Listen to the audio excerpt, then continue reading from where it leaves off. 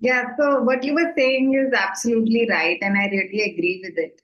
And financial literacy literally gives you the ability to choose and say no without guilt and yes without hesitation. And I've also found, women particularly, they tend to overfunction. What kind of strategies do you recommend to them so that they can lead a balanced life? That's a wonderful question because as women nowadays, maybe not in our olden days, but nowadays as women, since we are handling so many things, we are multitasking and we are prioritizing so many other things. It's like it has become a habit for women to overfunction and do multiple things. So overfunctioning is actually again going back to our roots, masculine and feminine. Overfunctioning is again forgetting to balance the energies inside of yourself. That is why you overfunction. Why you overfunction? Because you forget. Now in today's world, since the adrenal hit is so hard, you try to hustle more and you try to and you forget to relax. That is why you overfunction as a woman. For men it hits differently, for women it hits differently. We both are wired, and biologically also we are different, we are also wired differently. So that is why I again come back and insist on the point that balancing both your energies is very important. If you're not going to do that, then it will result in over functioning.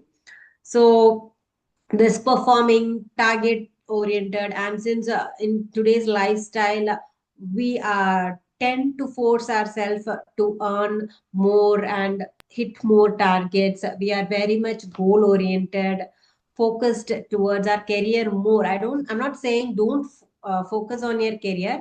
It's that we give too much of energy or too much of priority to that one area of life, so that we tend to forget the other areas of life. That is why it is hitting hard for women. So as we say, there are seasons of life for women. For men it is it is also applicable, but for women it is a period of life which is which has multiple seasons, like a skill stacking season, which where she educates herself and gains all the skills which is possible. Then she goes into the baby making stage where she gets married and spends her time with her offsprings. Then again she can come back to her crown era where she can build her career full fleshly once her offsprings go and get on their own feet. She has that crown era where she can build her career and do whatever skills she has stacked in her skill stacking era. She can rebuild it with those skill set in her crown era. Then she can have her beautiful grandchildren, and she can enjoy the rest of her life in a beautiful way. So that's how it has been previously. But now, since in today's world, because of our priorities, because of our needs and wants, we have totally collapsed and we have changed the priorities. So we over focus on one area and we tend to forget the other areas of our life. So this is why that over functioning is happening, particularly for women. So the strategies, as you asked, what we can do to stop this over functioning is, the first one is we have to automate the things. So as women, we always love to take the leadership role and we just want to be the leader, do the things on the own, and we don't want to delegate at all.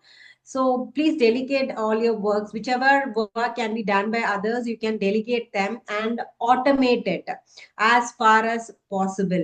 So if you want, for example, in financial areas, you can automate all your bills, you can automate all other payments. So automate those. If, for example, in real life scenarios, if you want to wake up your kid at a particular time, you have all the electronic devices.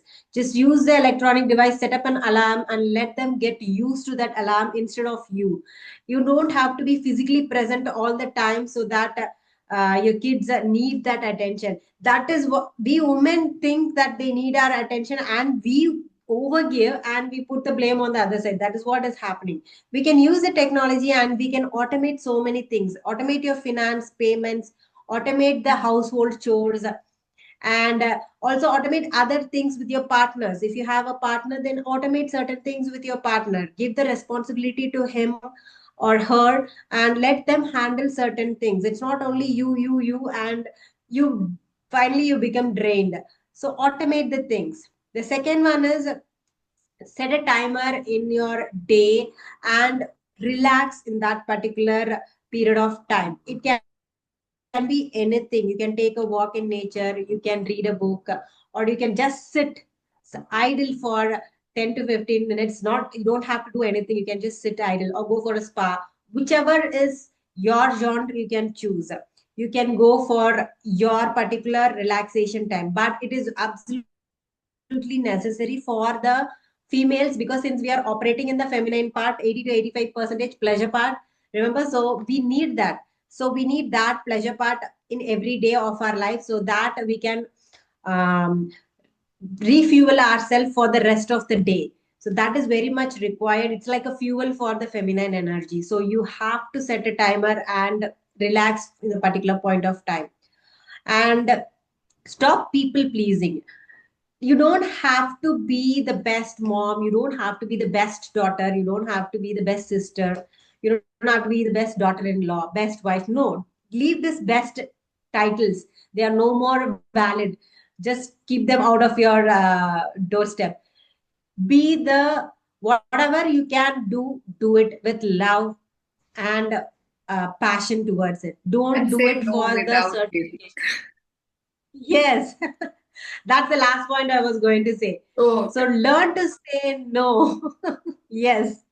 So when you stop people pleasing, you are the ultimate thing you have to do is you have to say no without feeling guilty about it. Don't have a plate full of activities and then blame others. It's not going to take you anywhere.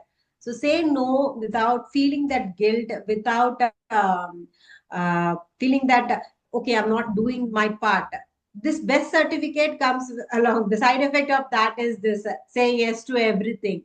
So don't say yes to everything. Say no wherever you feel that energy leakage is there. If you feel that your energy is leaking in that particular area, you can obviously say no to it.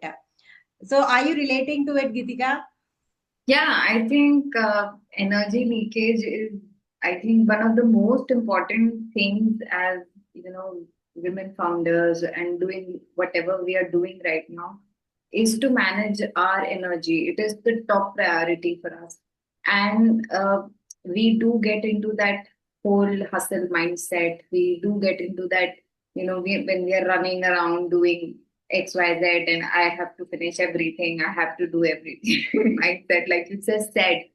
So I think it is so important to take care of ourselves and manage our energy. And these strategies are so useful because we have to say no to 90% of the things that drain our energy. And because we have been conditioned and raised in such a way that no, I will do it. I think that needs to go. That needs to Yes. really just stop, and you have to prioritize yourself. You have to understand how your energy leaks, otherwise we'll be on the hamster wheel. Yes, exactly. Well said. So talking about this energy leakage. So coming back to our current generation youngsters, so the energy leakage part is happening very much live in the next generation only, because they are leaking the energy somewhere instead of using it somewhere. So you tell me how much it is important to educate the next generation about this financial literacy, because that is where their energy should be concentrated and not in the other things. So you tell me, as a financial expert, how much it is important for the future generation to learn about this financial literacy? Yeah, so I think that's a great question, and that is so important. So, the next generation, when we talk about next generation, are our teenagers, and I feel that they need to be empowered through financial literacy. Now, why I say that is super important, it's because our generation was okay not knowing about this. And although it wasn't okay, but we were still in a different generation altogether. Now, this generation is a very different generation, right? It's because the environment is not supporting. So for us, that was not the case. So I'll tell you how. Hmm. So, for example, we live in an instant gratification economy.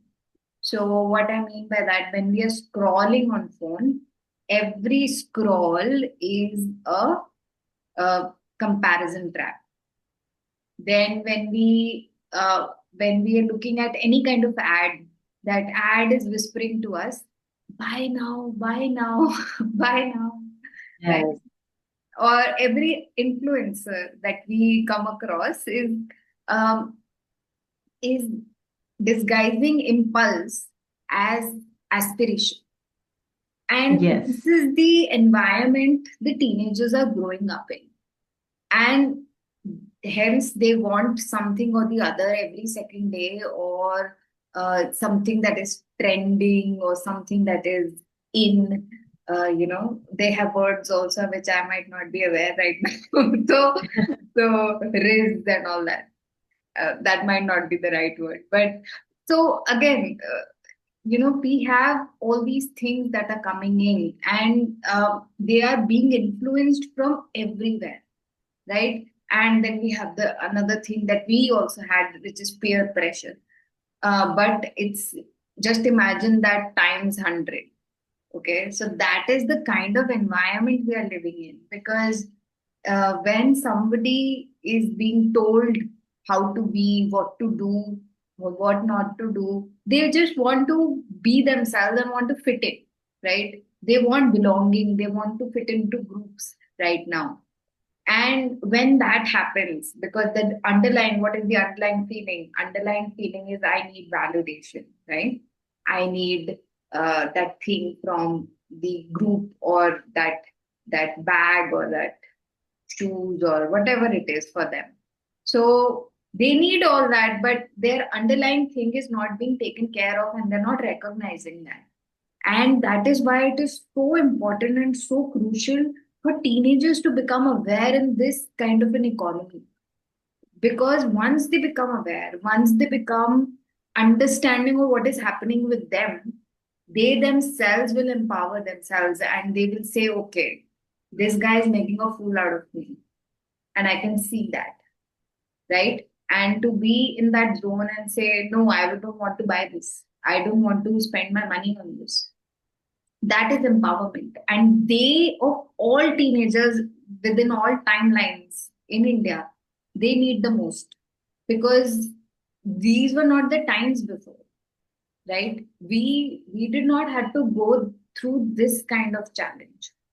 We did not have had to, like, look at phones and instant gratification, where food is now coming to you. People can come to you on apps. There is groceries that will come to you, and there is so much of uh, emphasis on instant gratification. In fact, sometimes when I look at something, I'm like, this looks great online, right? You are tempted, but we know, we have been through those ages, and we know, but they don't know, they're growing up in this environment. So it is so crucial for them to be educated. And teenagers are those people that not people, but those, they are in that phase where they are easily targeted, because Yes. because their prefrontal cortex is still developing, in the development phase. It has not fully developed. They're still learning, and hence, we heard this in the past as well. That is why companies such as Coca-Cola, or without naming companies as well, beverage companies, they are the first targets. Teenagers are the first targets for them. Or even those junk foods that we consider as junk food, Indians consider as junk food, those companies also target them by giving them, great offers. And they'll be the first one to say, okay, I want to eat that with whatever offer that is being given, because they are the easy targets. So they don't know this yet, and they have to know this. They should know this.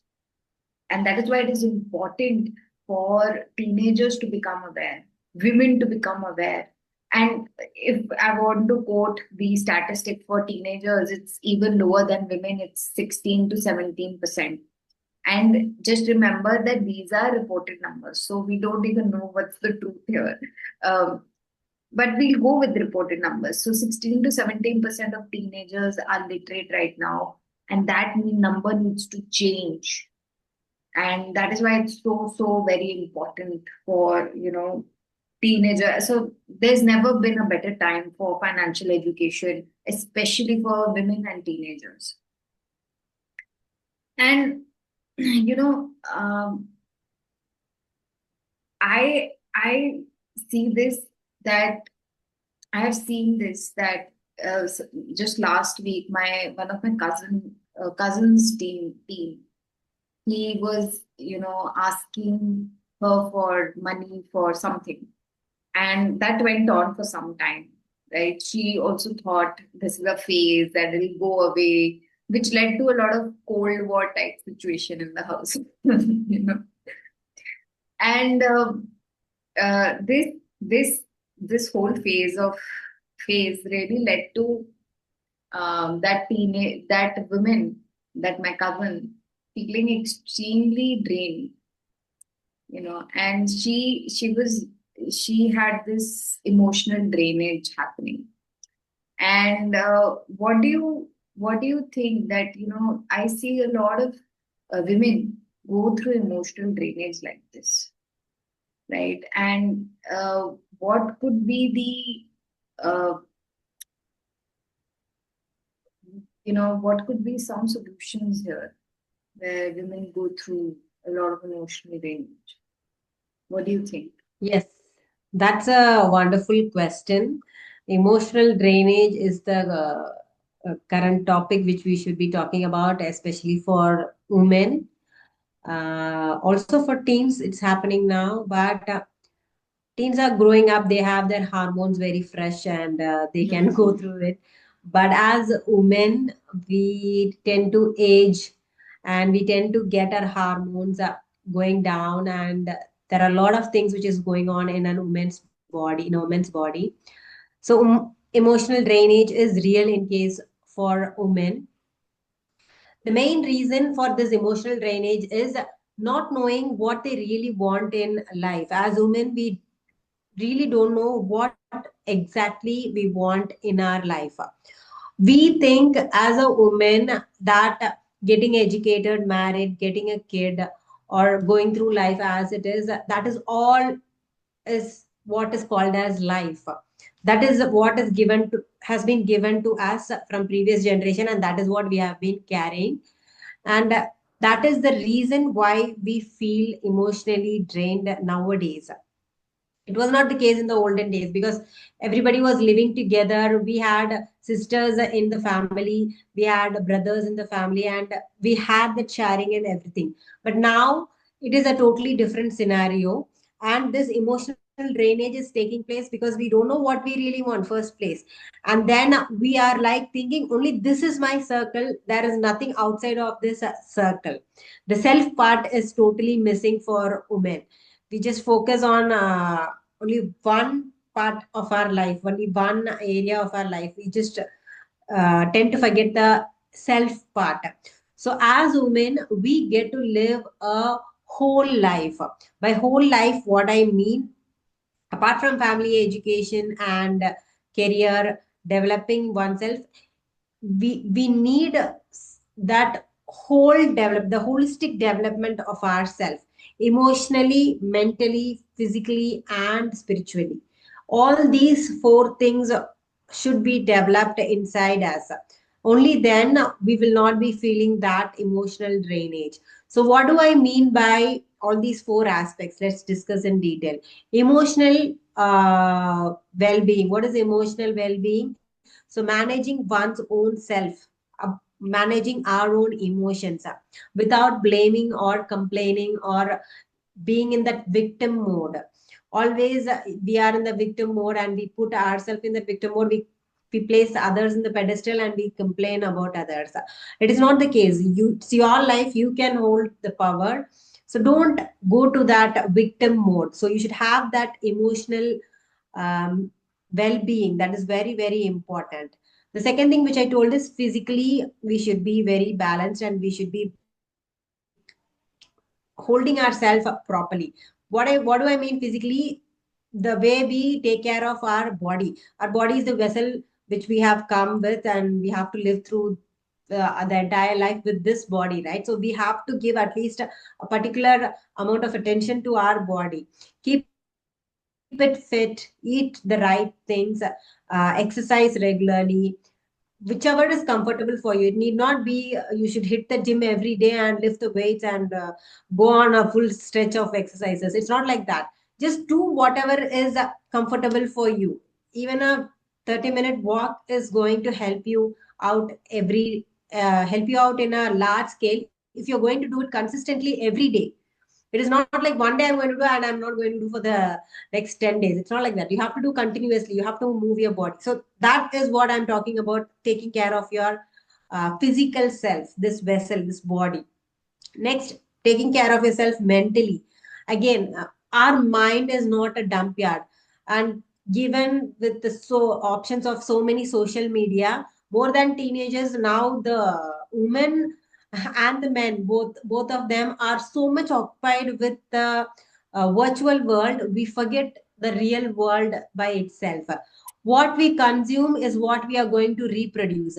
As you rightly mentioned, the comparison trap, which is going to be the larger part of in your it is going to occupy the larger part in your brain, and you're obviously going to compare yourself constantly every minute, every second with the virtual things that you're seeing on the other end. It is not the truth. What you're saying is not the truth. It is only maybe they have filmed it for a half an hour of the day. What about the other part, other entire day that they are going through? They are not going to film that. But you keep comparing yourself with that particular film script, and you're going your mind is going to go crazy, haywire, because each and every reel is different. The genre and the topic for each and every thing, every single video that you're watching is different, and your mind is going to haywire because that is not how we are programmed. Our system is not programmed like that. So that is how we are putting the dump on our mind. So be mindful of what you give your attention to.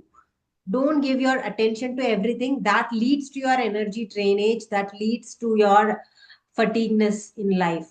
So don't, be very, very mindful of what you give your energy to. And the last point which I was mentioning is spirituality. I'm not talking about the God or the religion or whatever it is. Spirituality is connecting to your true authentic self, who you are when you were born. The true authentic self, what you are meant to achieve in your life, what you meant to do in your life, what is your passion, what you really want to achieve in life. That is spirituality. That is your religion. What you are from your core is your religion. So find that core which is giving you pleasure, which is bringing the authentic self from inside out of you.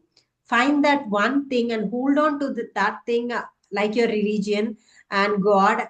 And I can guarantee you, you will be the rock star in your life, in your circle, and everybody will be inspired by you. So these are the four things which you have to concentrate really, really carefully and efficiently in your life. So, talking about this emotional drainage, I also feel that power plays a main role for women when it comes to emotional drainage.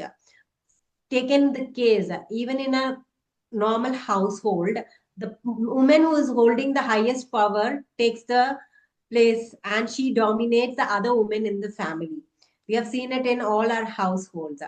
So, when coming back to power and also relating it to money, so how is this power and money interrelated, and how women can handle this both things very efficiently? That's amazing. Also, we have seen this the scene that you just said. I think a lot of movies are made on that as well.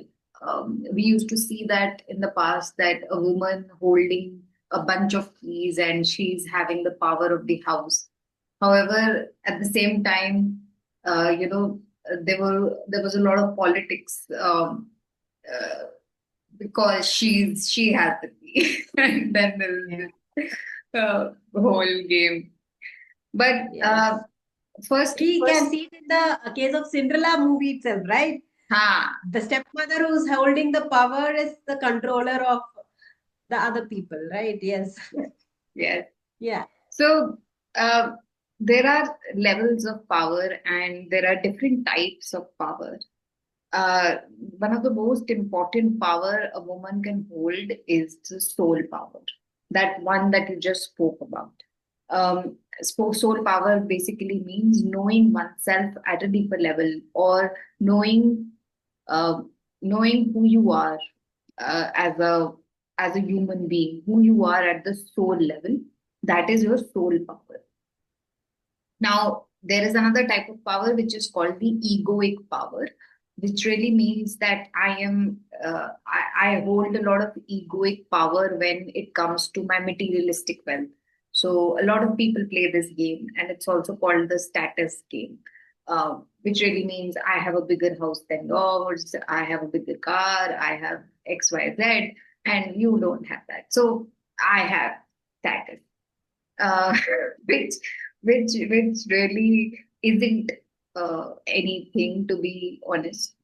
But when we look at power in terms of uh, characteristics, so when we look at it in terms of when you hold, now we live in a world where money does have power, right? It's because it's a man-made world, and a lot of men and have known to use this power against women, right?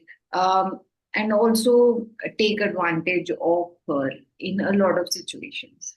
And then it becomes a wiser thing to do is to have money and to own that, and not to just give away, which I've seen in my career, not just to give it away to because I'm a woman, I can do that, I can do that. So not to do that. So in this world, it is a power, and we cannot deny it.